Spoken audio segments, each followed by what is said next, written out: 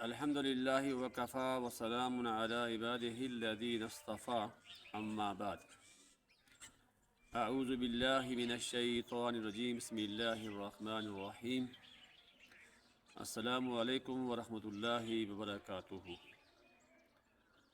میرے بھائی اور بزرگوں، اللہ جل جلالہ رمضان المبارک کے اندر ہر روزہ دار کی دعا قبول فرماتے ہیں۔ وسلم کا ارشاد ہے کہ 3 اشخاص کی دعا اللہ تعالیٰ ہر حال میں قبول فرماتے ہیں۔ اس میں ایک روزہ دار کی دعا ہے جو افطار کے وقت انسان کرتا ہے، اللہ اس کی دعا قبول فرماتا ہے۔ اور ایک روایات میں آپ صلی اللہ علیہ وسلم نے ارشاد فرمایا کہ جب انسان روزہ دار مسلمان جو ہے دعا کرتا ہے تو اللہ جل جلالہ اپنے فرشتوں سے کہتے ہیں کہ تسبیحات چھوڑ کر اس روزہ دار کی دعا پر آمین کہو۔ لیکن فرمایا ساتھ میں آپ صلی اللہ علیہ وسلم نے کہ اس کے باوجود کچھ بد نصیب ایسے بھی ہیں کہ جن کی دعائیں قبول نہیں ہوتی ہیں، اور فرمایا کہ 4 اعمال ایسے ہیں کہ جس بھی شخص میں پائے جائیں، چاہے وہ روزہ دار ہو یا نہ ہو، اس کی دعا قبول نہیں ہوتی ہے۔ وہ برائیاں، وہ اعمال دیکھ لیں، وہ برے اعمال میرے اندر اور آپ کے اندر ہیں یا نہیں ہیں۔ اگر نہیں ہے تو شکر الحمدللہ کہ ہمارے اندر نہیں ہیں، اگر ہمارے اندر ہیں تو ہمیں ان سے توبہ کرنی چاہیے۔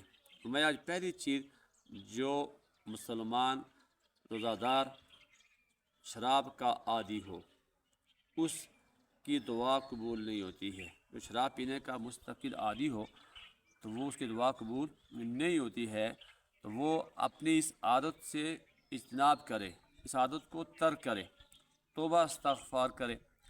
دوسری چیز فرمایا، جو انسان اپنے والدین کا نافرمان ہو، اللہ اس کی کوئی عبادت قبول نہیں کرتا، نہ اس کی نماز قبول، نہ اس کا صدقہ قبول، نہ اس کی دعا قبول۔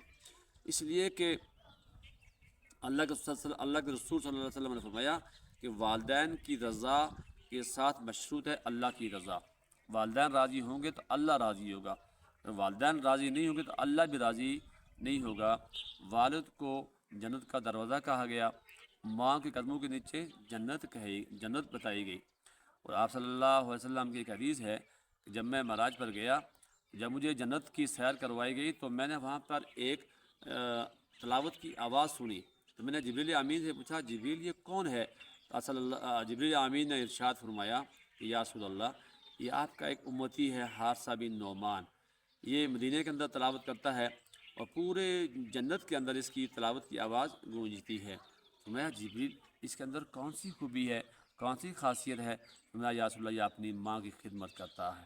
تو ماں کی خدمت کی وجہ سے اللہ نے اس کو یہ مقام عطا فرمایا۔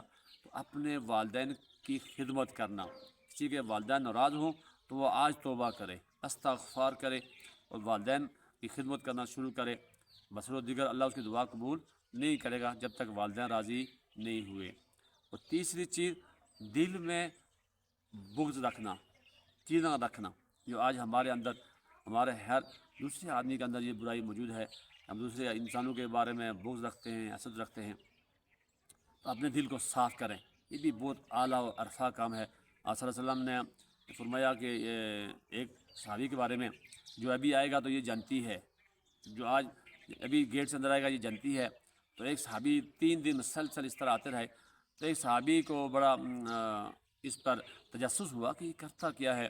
جب اس سے معلوم کیا، الغرض معلوم کیا، تو فرمایا کہ وہ تو کوئی خاص عمل نہیں ہے، لیکن ان کا دل صاف ہے، ان کا دل صاف ہے، کسی کے بارے میں دل میں کوئی میل نہیں ہے، کینہ نہیں ہے، بغض نہیں ہے، حسد نہیں ہے، بالکل دل صاف ہے دوسروں کے بارے میں۔ تو اپنا دل صاف رکھیں دوسروں کے بارے میں۔